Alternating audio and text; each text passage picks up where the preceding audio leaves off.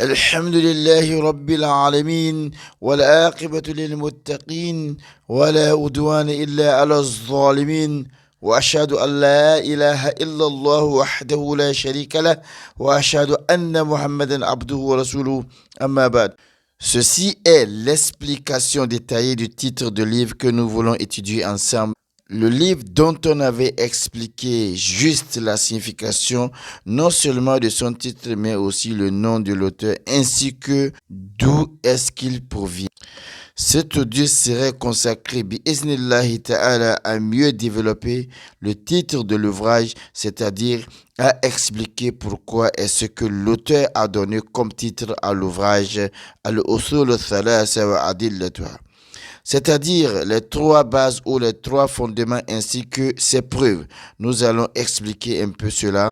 Car comme nous l'ont expliqué les savants de la Sunna, lorsque déjà on veut étudier un livre, on arrive à comprendre pourquoi est-ce que l'auteur a choisi un tel titre pour le livre.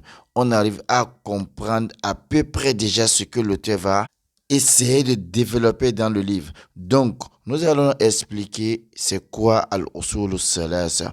Pourquoi l'auteur a choisi Al-Usul al-Salasa wa Adillatuha. Et après cela aussi, nous allons rapidement faire une petite biographie de l'auteur Mohammed bin Abdul Wahhab ibn Sulaiman at-Tamimi rahimahullah. Donc, sans plus tarder, nous allons entrer dans le vif du sujet. Pourquoi l'auteur a donné le titre Al-Usul al-Thalatha wa Adillatuha. Pourquoi est-ce que l'auteur a nommé le livre Les trois fondements ainsi que ses preuves, comme nous l'ont expliqué les savants de la Sunna.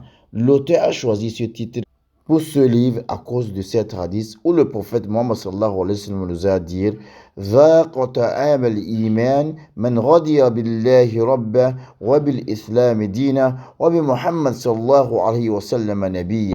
Le prophète sallallahu alayhi wa sallam nous a dit dans cet hadith a certes goûté à la saveur de la foi celui qui agrée Allah comme Seigneur, l'islam comme religion et le prophète Mohammed sallallahu alayhi wa sallam comme son envoyé et son messager. Et dans un autre hadith encore, le prophète sallallahu alayhi wa sallam nous a dit من قال حين يسمع النداء رضيت بالله ربه وبالإسلام دينا وبمحمد صلى الله عليه وسلم نبيا غفر له ذنبه. Le prophète sallallahu alayhi wa sallam a dit quiconque dit quand il entend l'appel à la prière, j'ai agréé Allah comme Seigneur, l'islam comme religion et Muhammad sallallahu alayhi wa sallam comme envoyé et son messager, alors Allah subhanahu wa ta'ala lui pardonnera ses péchés. Et aussi le hadith où le prophète Muhammad sallallahu alayhi wa sallam nous a dit dans Sahih Bukhari ou Muslim que lorsque l'homme meurt et qu'on enterre dans sa tombe, deux anges viendront à lui, vont le faire asseoir et vont lui poser trois questions. Ces trois questions sont Man Rabbuka, Ma Dinuka, Man Nabiyuka, c'est-à-dire Man Rabbuka, qui est ton Seigneur, Ma Dinuka, quelle est ta religion, Man Nabiyuka, qui est ton prophète. Et dans la suite du hadith, le prophète sallallahu alayhi wa sallam a dit celui dont la réponse sera Rabbi Allah, Dini al-Islam, Nabi Muhammad sallallahu alayhi wa sallam, que Allah subhanahu wa ta'ala va ordonner aux anges de lui élargir sa tombe et de parfumer l'intérieur de sa tombe du parfum du paradis. Et Allah va demander à ce qu'on lui montre son paradis. Et quand on va montrer le paradis à ce serviteur, il dira, Ya Allah, précipite vite le jour du jugement dernier, afin que je puisse intégrer mon paradis.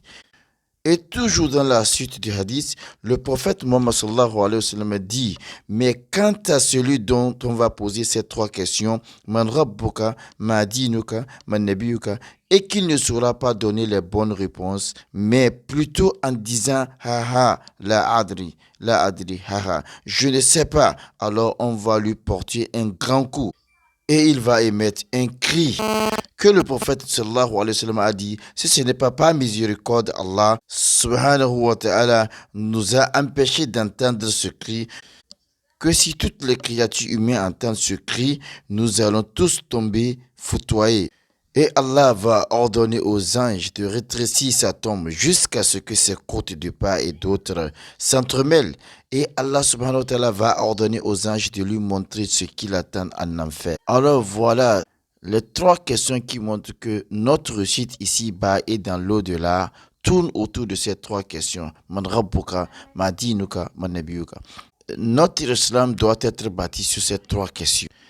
Et c'est en raison de cela que le cheikh, pour que le fidèle réussisse dans l'au-delà, et ait comme récompense auprès de son Seigneur le paradis, il a voulu nous enseigner tout ce qui tourne autour de ces trois points-là. Car ces trois questions en réalité constituent la base, la fondation de toute notre religion. C'est pourquoi il a nommé le livre Al-Usul Salasa, c'est-à-dire les trois fondements, c'est-à-dire les trois questions qui te seront posées.